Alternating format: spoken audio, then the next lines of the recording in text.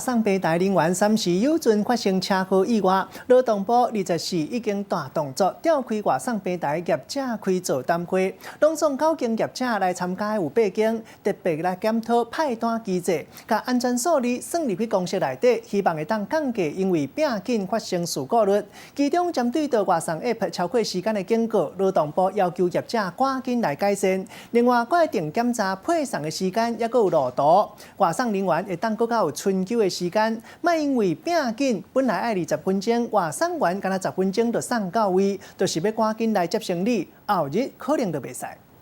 为着外送的问题，政府来出手，劳动部伫24号大动作，召集外送平台业者来咧开座谈会，9间外送业者8间来出席，讨论派单的制度，将安全的问题加入去计算的方法内底，要来降低抢单抢件发生事故的机会。与会的业者都同意对交通、天候状况、送达的件数、时间、地点等因素，会透过程式的设计、演算法的适当的方式来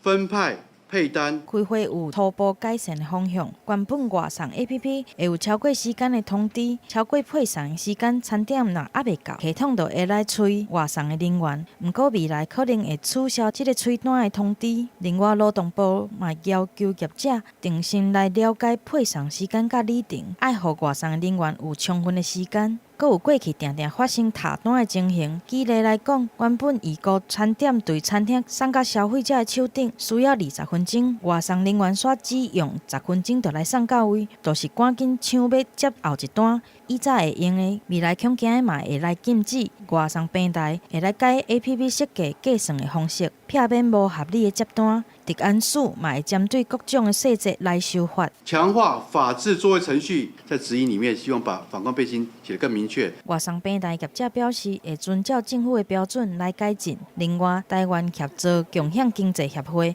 嘛发表外送业者的自律公约，要求爱保障外送人员的安全。除了基本的保险，嘛爱制定外送人员危害标准，注重食品的安全，以及提升消费者的权益甲服务。新的产业当咧发展，相关的单位制定规定的速度嘛，就爱对好调。记者综合报道。